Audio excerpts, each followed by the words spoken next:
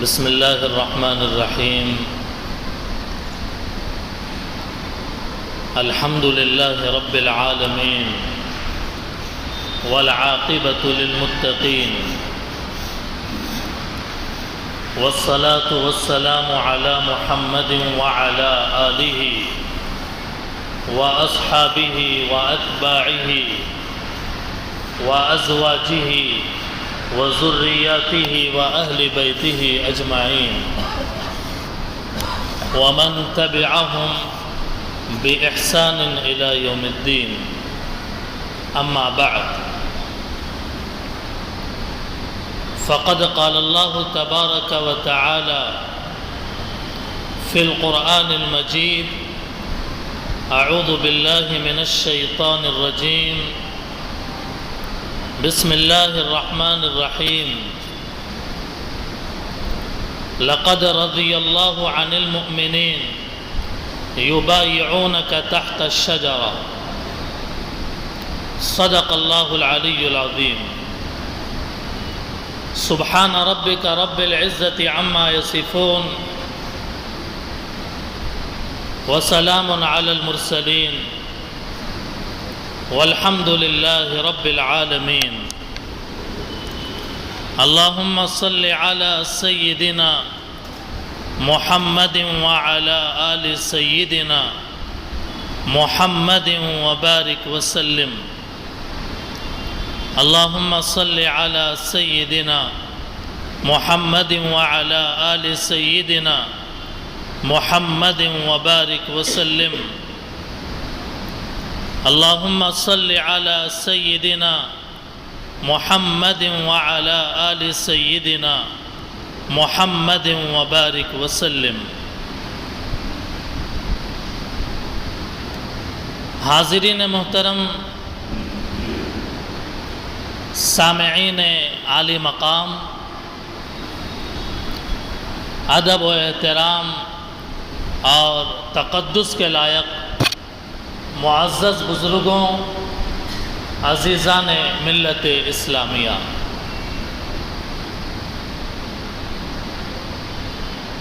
ایک سلسلہ وار طریقے سے ہم تاریخ اسلام کو بیان کر رہے ہیں۔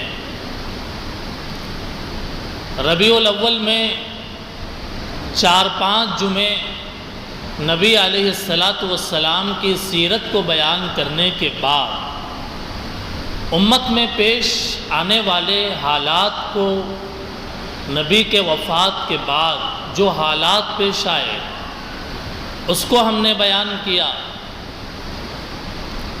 نبی علیہ السلام کے اس دنیا سے پردہ فرما جانے کے بعد خلیفہ اول حضرت سیدنا ابوبکر صدیق رضی اللہ تعالی عنہ کی سیرت پاک، حضرت ابوبکر رضی اللہ تعالی عنہ کی سیرت کے بیان کے بعد امت میں پیش آنے والے حالات،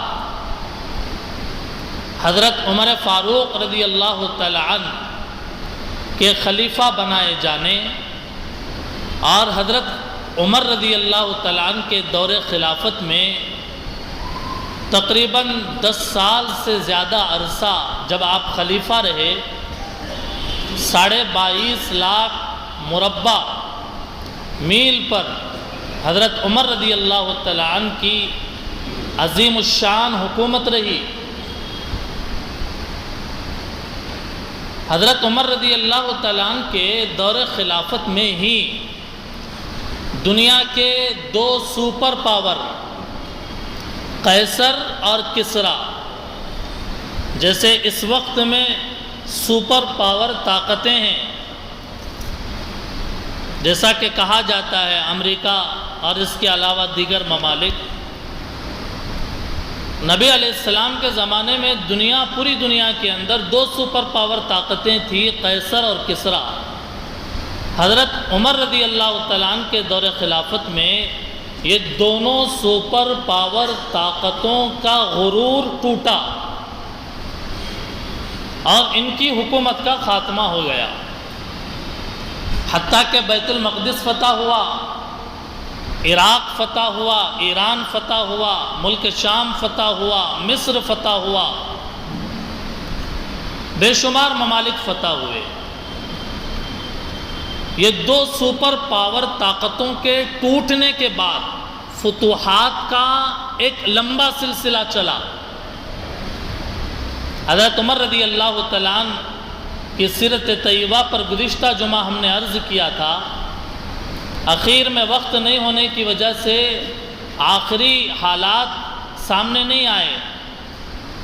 حضرت عمر رضی اللہ تعالیٰ عنہ کی شہادت کا واقعہ بھی سامنے نہیں آیا۔ حضرت عمر رضی اللہ تعالیٰ عنہ فجر کی نماز پڑھانے کے لیے امامت کے مصلی پر کھڑے ہوئے تو ایک غلام ابو لولو فیروز جس کا نام ہے، وہ زہر میں بجھا ہوا کہ ہتھیار کے ذریعے سے حضرت عمر رضی اللہ تعالیٰ عنہ کے اوپر حملہ کیا، آپ گر گئے۔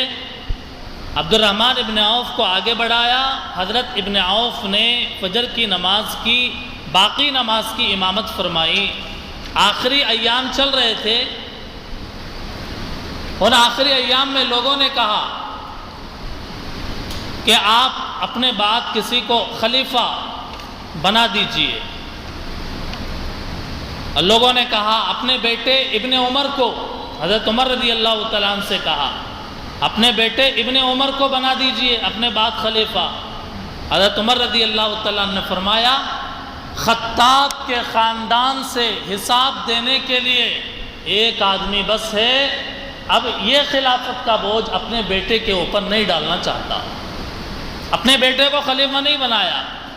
حضرت عمر رضی اللہ تعالیٰ عنہ بہت سوچتے رہے، اور کافی سوچنے کے بعد آخر میں اللہ تعالیٰ نے آپ کے دل کے اندر ایک بات ڈالی، 6 صحابہ اکرام کی ایک شورا بنائی، 6 صحابہ اکرام، اور ان کو اختیار دیا کہ حضرت عمر کے انتقال کے بعد یہ 6 حضرات مل کر مشورہ کر کے کسی ایک کو خلیفہ بنا لیں۔ اس کے اندر حضرت علی رضی اللہ تعالیٰ عنہ تھے ارکان شورا میں، حضرت عثمان رضی اللہ تعالیٰ عنہ تھے، حضرت عبد الرحمن ابن عوف تھے، حضرت سعد ابن ابی وقاص تھے، حضرت طلحہ ابن عبید اللہ، یہ 6 صحابہ اکرام کو اختیار دے دیا۔ اور ان 6 صحابہ نے مشورہ کر کے اپنے 6 میں سے ایک آدمی کو خلیفہ بنانے کا اختیار دیا۔ چنانچہ سارے صحابہ، یہ 6 صحابہ میں سے 5 صحابہ اس بات پر وہ متفق ہو گئے کہ عبد الرحمن ابن عوف جس کے بارے میں کہیں گے یہ خلیفہ ہے، ہم اسے مان لیں گے۔ 6 ارکان شورا نے یہ بات طے کر لی کہ عبد الرحمن ابن عوف انہی 6 ارکان شورا میں سے ہیں، وہ جس کو کہہ دیں کہ آپ خلیفہ ہیں، ہم خلیفہ مان لیں گے۔ عبد الرحمن ابن عوف نے بڑی ذمہ داری کے ساتھ یہ کام انجام دیا۔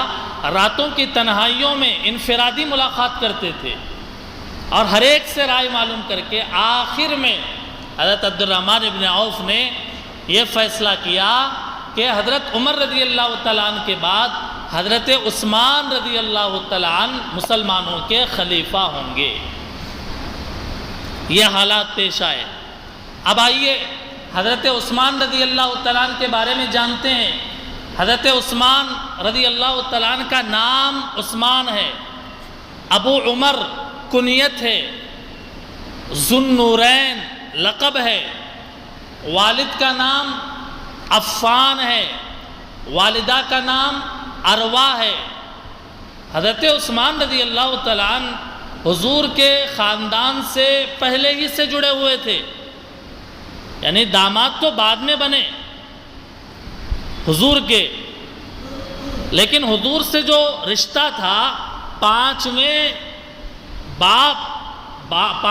دادا پر حضور صلی اللہ علیہ وسلم کا نسب اور حضرت عثمان کا نسب مل جاتا تھا۔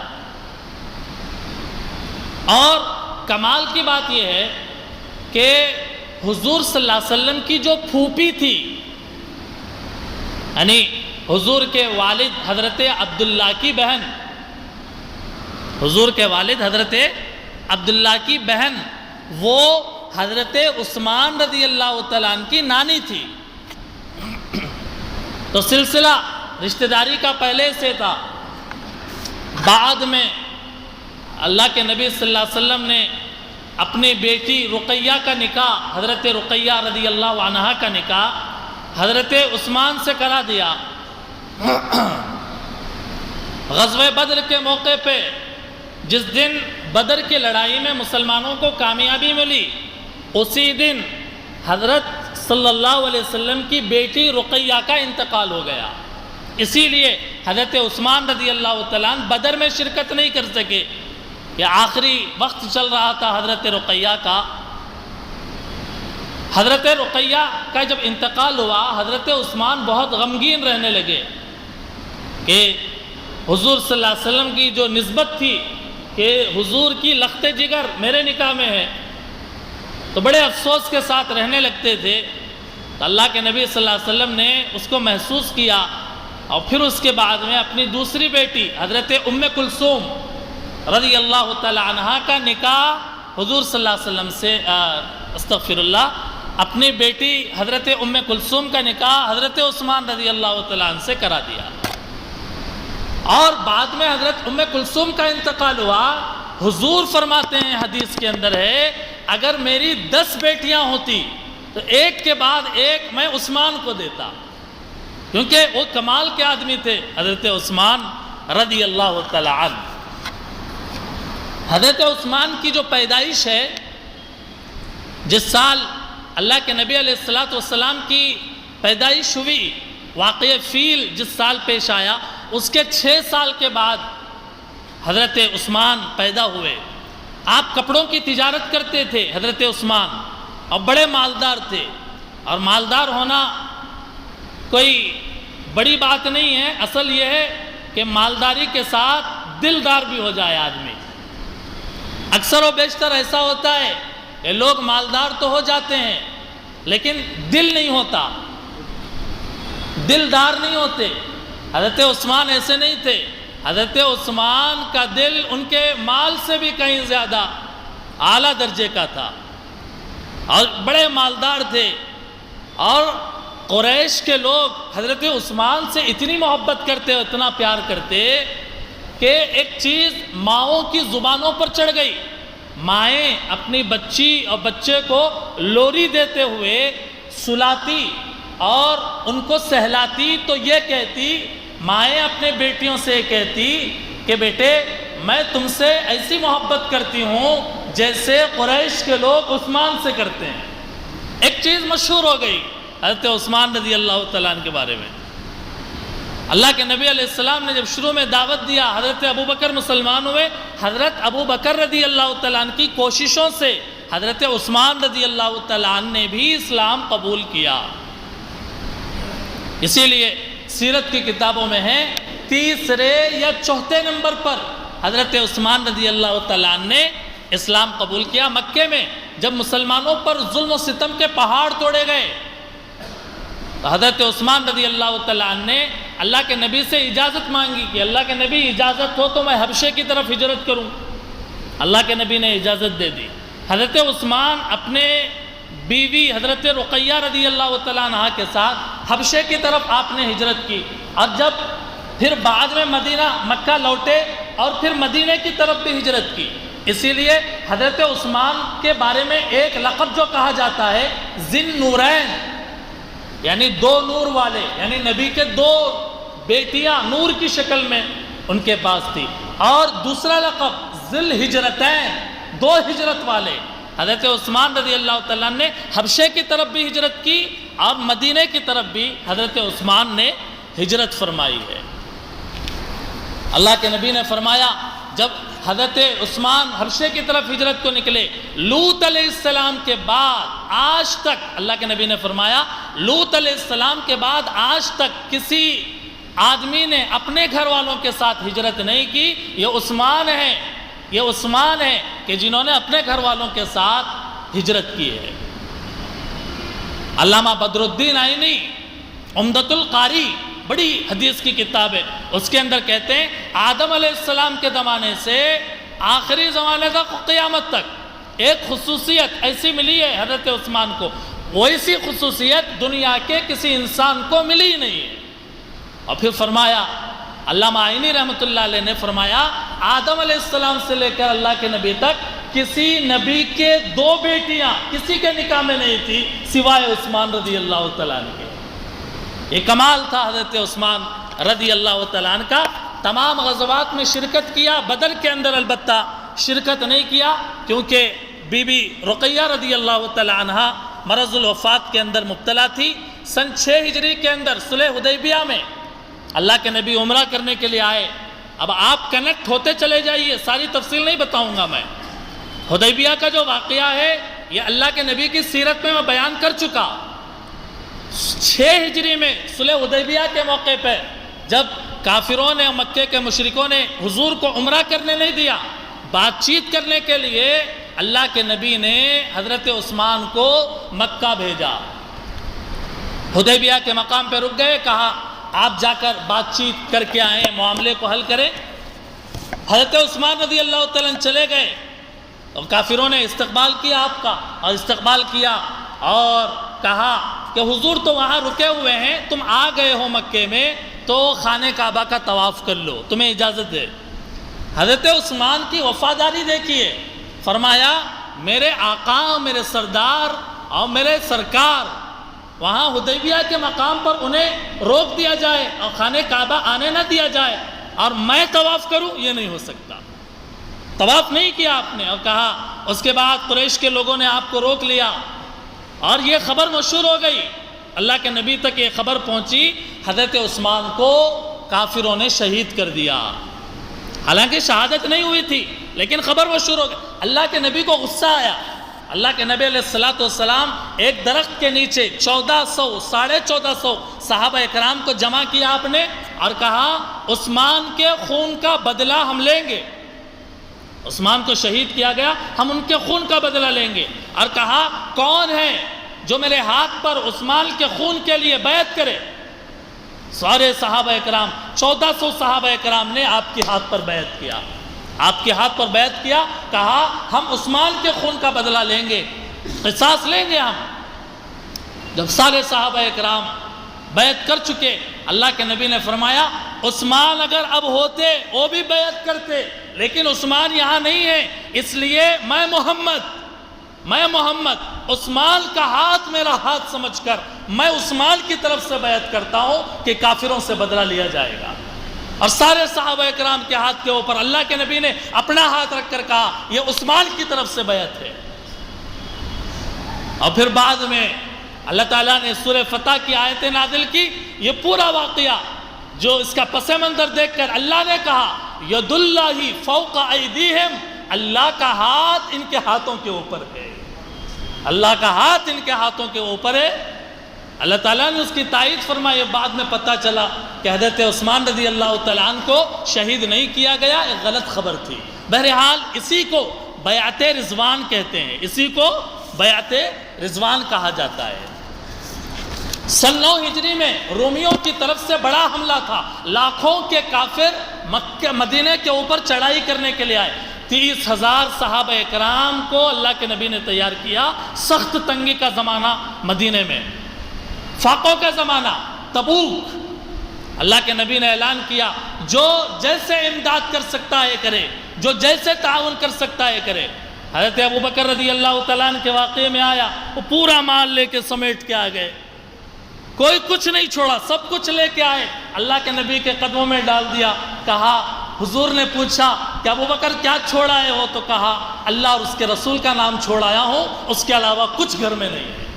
حضرت عمر رضی اللہ تعالیٰ اپنے گھر کا آدھا مال لے کے آ گئے، اور ادھر حضرت عثمان رضی اللہ تعالیٰ 1000 اونٹ، مالدار تھے، 1000 اونٹ یا 950 اونٹ، 50 گھوڑے، 1000 دینار کی تھیلیاں، دینار سونے کا ہوتا ہے، درہم چاندی کا ہوتا ہے، 1000 دینار کی تھیلیاں لا کر حضور کے گود میں ڈال دی۔ کہا حضور یہ میری طرف سے ہے، اور حضور 30,000 صحابہ میں 10,000 صحابہ کے پورے بندوبست میرے ذمہ ہے۔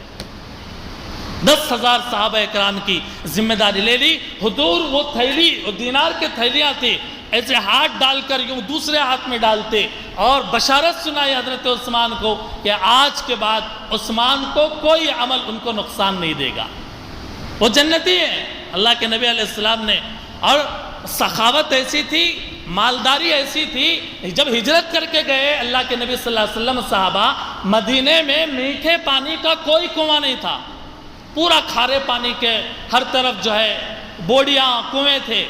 ایک کنواں تھا یہودی کا، اور وہ یہودی بہت پیسے لیتا تھا، پیسہ پانی دینے کے لیے بہت پیسہ دیتا تھا. اللہ کے نبی نے ایک مرتبہ ارشاد فرمایا، کون ہے جو اللہ کے لیے اس یہودی سے اس کنویں بیر روما، اس کنویں کا نام ہے بیر روما، کو خریدے اور مسلمانوں کے لیے وقف کرے؟ لبیک کہا حضرت عثمان رضی اللہ تعالیٰ عنہ نے، گئے یہودی سے وہ کنواں خرید لیا اور مسلمانوں کے لیے وقف کر دیا. سخاوت ایسی تھی حضرت عثمان رضی اللہ تعالیٰ عنہ کی. مسجد نبوی جب بعد میں بہت سارے مسلمان ہو گئے اور مسجد نبوی کم پڑ گئی اور اس کے اندر اس کے توسیع کرنے کی ضرورت پڑی، حضرت عثمان رضی اللہ تعالیٰ نے زمین خریدی مسجد نبوی کے باہر، خرید کر باہر کے حصے کو بھی گویا کہ مسجد نبوی کے اندر شامل کر لیا گیا. حضرت عثمان معمولی شخصیت نہیں ہے، لوگ واقف نہیں ہیں اور جانتے نہیں ہیں. حضرت عثمان اللہ کے نبی کے پاس رہتے، جیسے قرآن کریم نازل ہوتا لکھ لیتے تھے، کاتب وحی تھے، اور ان صحابہ اکرام میں تھے، ان 10 صحابہ میں تھے کہ جن کے لیے اللہ کے نبی نے جنت کی بشارت دے دی. حضرت عمر رضی اللہ تعالیٰ نے حضرت عثمان کو ارکان شورا میں سے ایک شورا بنایا، حضرت عثمان کو گویا کہ شورا کا ذمہ دار بنایا، اور مسجد نبوی کی زمین آپ نے خریدی. ظاہر حضرت عمر رضی اللہ تعالیٰ عنہ کا دور خلافت تقریباً 10 ساڑھے 10 سال ہے، اور 22.5 لاکھ مربع میل کے اوپر حضرت عمر نے حکومت کی ہے رضی اللہ تعالیٰ عنہ. اور تاریخ لکھنے والے مورخین نے لکھا ہے کہ حضرت عثمان رضی اللہ تعالیٰ عنہ کی خلافت کا دور 12 سال کا ہے. کتنے؟ 12 سال. سب سے بڑا دور ہے حضرت عثمان رضی اللہ تعالیٰ عنہ کا. اور 22 لاکھ یا 22.5 لاکھ مربع میل پر اگر حضرت عمر نے حکومت کی، حضرت عثمان کے دور میں 44 لاکھ مربع میل کے اوپر اسلام کی حکومت پھیل گئی. ظاہر ہے کہ اسلامی فتوحات، قیصر و کسریٰ جب ٹوٹ گئے، اسلامی فتوحات بڑھتے چلے گئے. حضرت عثمان رضی اللہ تعالیٰ عنہ کے دور خلافت ہی میں حضرت امیر معاویہ جو ملک شام میں تھے اور وہاں کے گورنر تھے حضرت امیر معاویہ، انہوں نے حضرت عثمان کو خط لکھا اور کہا کہ سمندر کے اندر دشمنوں سے لڑنے کے لیے بحری بیڑے تیار کرنے کی اجازت دیجیے، بحری بیڑے تیار کرنے کی اجازت دیجیے. یہ درخواست امیر معاویہ نے پہلے عمر رضی اللہ تعالیٰ عنہ سے کی. حضرت عمر نے منع کر دیا، نہیں، آپ لوگوں کو تجربہ نہیں ہے سمندری لڑائی کا، اس لیے میں اجازت نہیں دیتا. حضرت عمر کے انتقال کے بعد، شہادت کے بعد، حضرت عثمان رضی اللہ تعالیٰ عنہ سے اجازت مانگ. حضرت عثمان نے بھی منع کر دیا، نہیں، بیت المال میں اتنا مال نہیں ہے کہ آپ لوگوں کو تعاون دیا جا سکے. حضرت امیر معاویہ نے فرمایا، آپ بس اجازت دیجئے، مابقیہ سارے انتظامات میں یہاں پر کرا دوں گا. حضرت عثمان رضی اللہ تعالیٰ نے اجازت دے دی، سمندری بحری بیڑے بناؤ. 17 بحری بیڑے بنائے گئے سمندر میں دشمنوں سے لڑنے کے لیے. 17 بحری بیڑے آپ کی خلافت کے دور میں بنائے گئے. مسجد نبوی پرانے دور کی لکڑی کے ستون اور اس کے اوپر جھونپڑی کی طرح مسجد نبوی بنی ہوئی تھی. حضرت عثمان رضی اللہ تعالیٰ عنہ کے دور میں جب فتوحات بڑھی ہیں، حضرت عثمان رضی اللہ تعالیٰ عنہ نے مسجد نبوی کو شہید کر کے نئے سرے سے تعمیر فرمائی.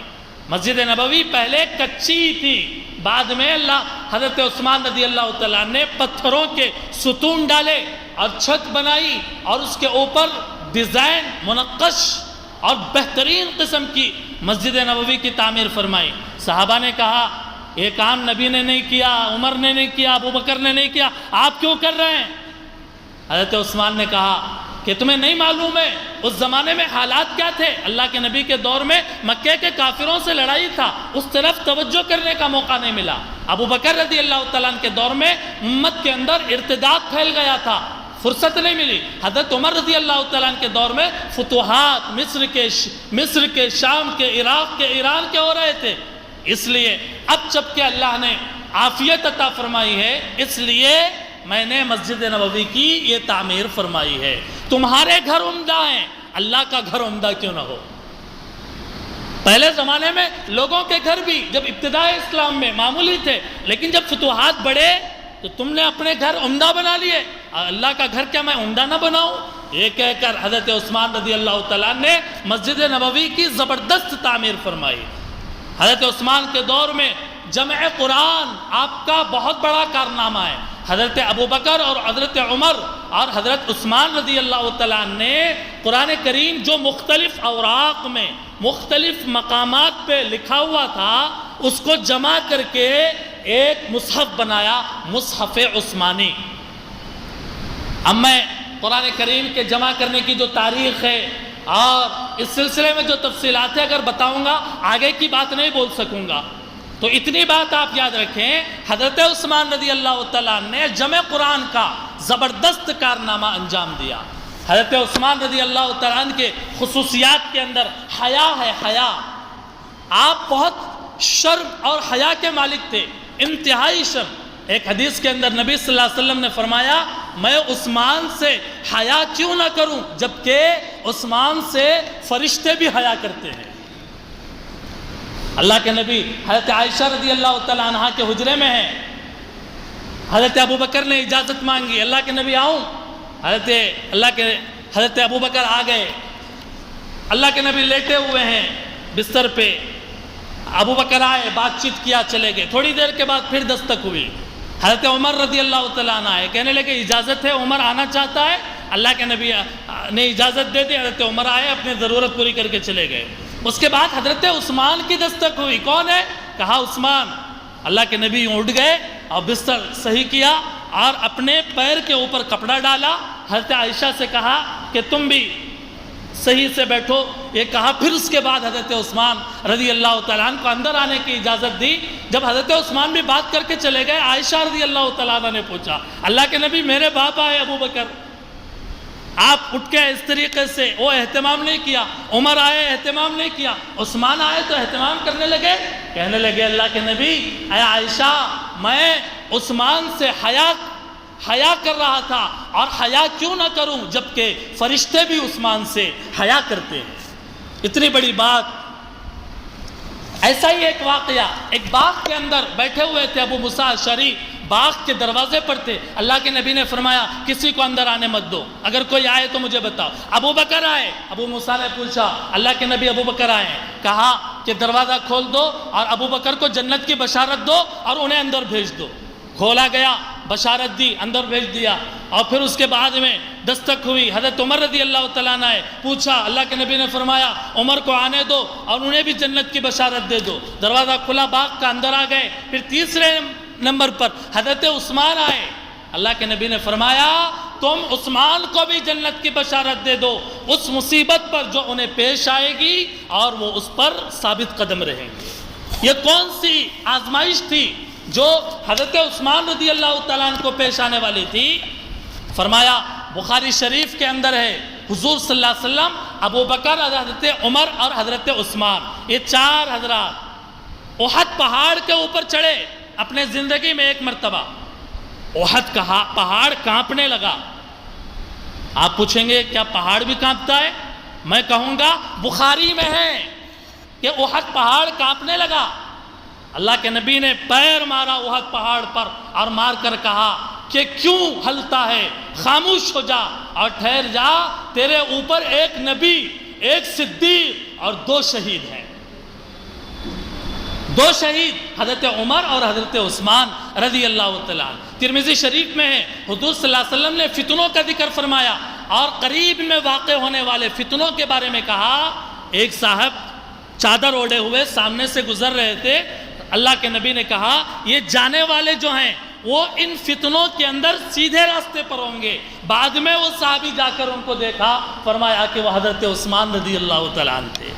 ترمذی شریف میں ہے، اللہ کے نبی نے اپنے زندگی میں حضرت عثمان کو فرمایا، اے عثمان، اللہ نے تمہیں خلافت کا جوڑا پہنایا ہے، خود سے کبھی بھی تم خلافت کا جوڑا مت اتارنا، لوگ تمہیں تنگ کریں گے لیکن تم خلافت کا جوڑا مت اتارنا۔ اب آئیے حضرت عثمان رضی اللہ تعالیٰ عنہ کی شہادت کی طرف چلتے ہیں۔ زمانے 12 سال حکومت کی، 12 سال خلافت کے تھے، 6 سال امن و امان کے، اور آخری جو 6 سال ہیں وہ خانہ جنگی کے۔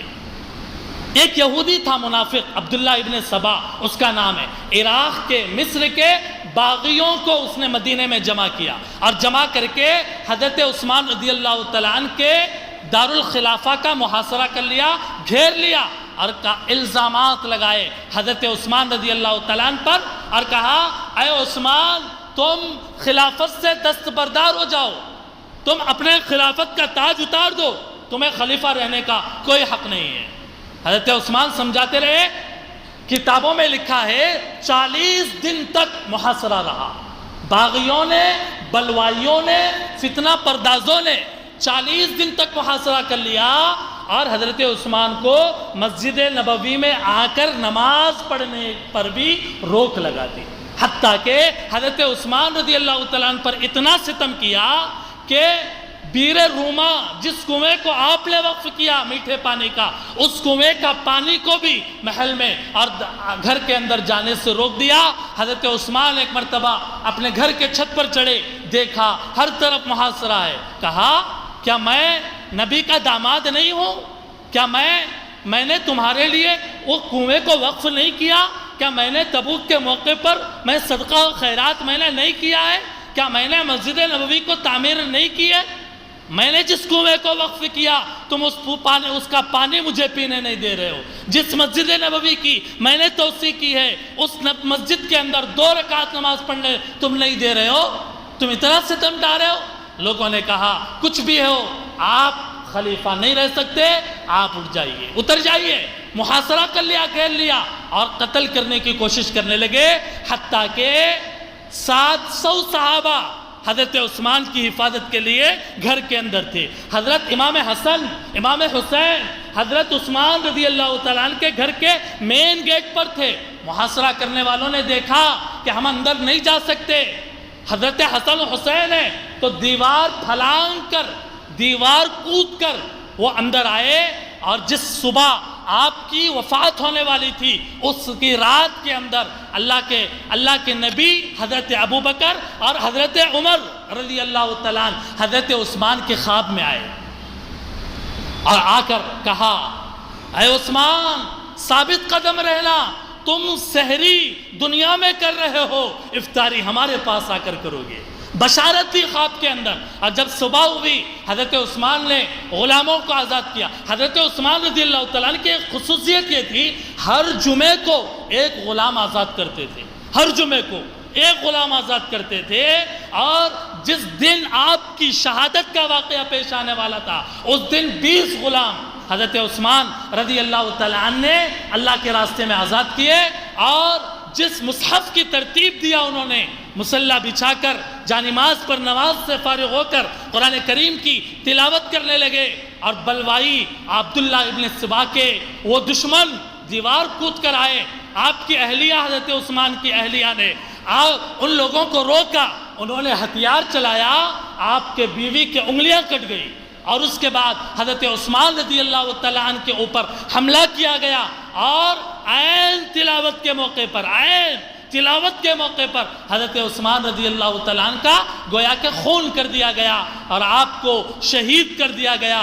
اور مورخین نے لکھا ہے، اور تاریخ اور سیرت کی معتبر کتابوں میں ہے کہ خون کا فوارہ جب پھوٹا آپ کے جسم سے، پہلا قطرہ خون کا جو نکلا قرآن کی اس آیت پر گرا، جس آیت کا ترجمہ یہ ہے کہ اللہ ان کے لیے کافی ہے، جس آیت کا ترجمہ یہ ہے اللہ ان کے لیے کافی ہے۔ حضرت عثمان تلاوت کرتے وقت جب شہید ہوئے، خون کا قطرہ نکل کر قرآن کے پارے 1 کے آخری صفحے کے اس آیت پر گرا، فَسَيَكْفِيكَهُمُ اللَّهُ، انہوں نے اپنا کام کر لیا، اب اللہ اپنا کام کریں گے، اللہ ان کے لیے کافی ہے۔ حضرت عثمان رضی اللہ تعالیٰ عنہ کی یہ مظلومانہ شہادت ہوئی ہے۔ حضرت عثمان نے قربانی دی دین کے لیے، اسلام کے لیے، امت کے اندر فتنہ پیدا ہونے نہیں دیا اور انتشار نہیں ہونے دیا۔ دوستو اور بزرگوں، حضرت عثمان کا خون، آپ کی شہادت ہمیں بھی دعوت دیتی ہے کہ ہم اپنے مفادات کو چھوڑ کر امت کو مجتمع رکھنے کی فکر کریں، امت کے لیے اپنے جان، مال، عزت اور آبرو کی قربانی اسی طریقے سے دیں جیسے حضرت عثمان رضی اللہ تعالیٰ نے دیا اور امت کے اندر خون ہونے سے بچایا، امت کے اندر انتشار ہونے سے بچایا اور آخری وقت تک اسلام کے جھنڈے اور اسلام کے خلافت کی پاسداری کرتے رہے اور امانت کا خیال کرتے رہے۔